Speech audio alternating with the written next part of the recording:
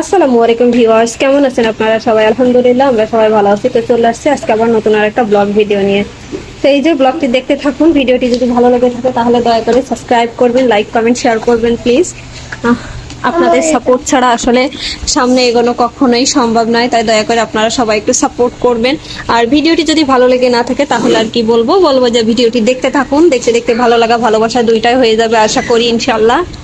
তো এই যে আমি আজকে একটু আর কি গোছানোর কাজ করব, মানে বাসাটা যেহেতু চেঞ্জ করছিলাম, তো এখন এই যে বাসার ভিতরে আর কি সব এলোমেলো হয়ে আছে, কাপড় চোপড় সব ব্যাগে বস্তায় এইটাই সেইটাই করে রাখা আছে। এখন এই যে আমি এই ব্যাগটা এক একদিন আর কি আমি এক একটা, যেহেতু দুইটা বাচ্চা আছে, দুইটা বাচ্চা নিয়ে আমাকে সব কিছু করতে হয়, তাই একসাথে সব কাজ করা আমার যেহেতু সম্ভব না, তো যার কারণে এই যে আমি একটা একটা করে আর কি আমি প্রতিদিন একটা একটা করে ব্যাগ বা একটা একটা করে বস্তা আমি বের করে আর কি আমি সবকিছু গোছানোর ট্রাই করি।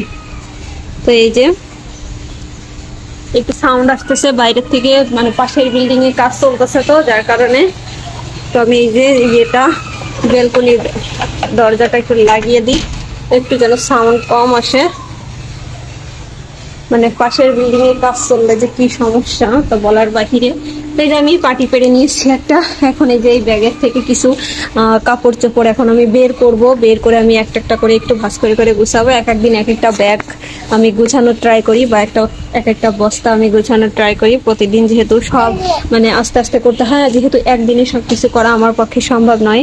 তো যেহেতু সংসারের কাজ কর্ম, দুইটা বাচ্চা আছে, তো এই যে আমি এখন এই আজকে এই ব্যাগটা গুছানোর ট্রাই করব যতটুকু পারি সব। তারপরেও আমি কিন্তু সব কাপড় একসাথে বের করব না, কারণ সম্ভব না হয়, যদি সম্ভব না হয়ে থাকে তখন অনেক এলোমেলো হয়ে যাবে। আবার কিন্তু এক বালতি কাপড় ভিজিয়েছি, সেইগুলো পরিষ্কার করতে হবে। রান্না বান্না কমপ্লিট করে বাচ্চাদেরকে খাইয়ে দাইয়ে, বড় ছেলেটা এখন টিচারের কাছে পড়তে বসেছে, আমি এখন একটু এগুলা করব ততক্ষণে। তো আমি অল্প একটু টাইম ধরে এটা করতে পারবো, খুব একটা বেশি সময় কিন্তু করতে পারবো না। তো এই যে এখন আমি এগুলাকে একটু একটু ভাঁজ করব,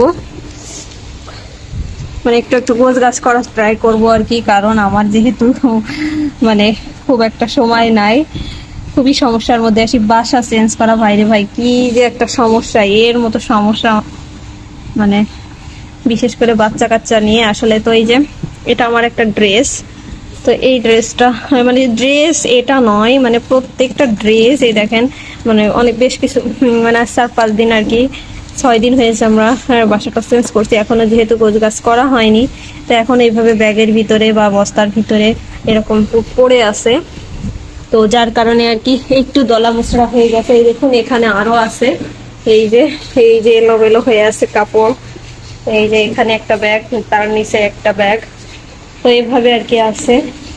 তো আমি এই যে সবকিছু একটু একটু করে গুছাচ্ছি আর কি, আর বেশি নাই, অলমোস্ট মানে প্রায় শেষ আর কি গোছগাছ। তো আর মনে হয় মানে 2-3টা ব্যাগ আর হচ্ছে 2-3টা বস্তা মতো আছে, আর সবই টুকটাক করছি। তো ইনশাল্লাহ হোম ট্যুর দিব যতটুকু পারি, গোছগাছ করি একটু।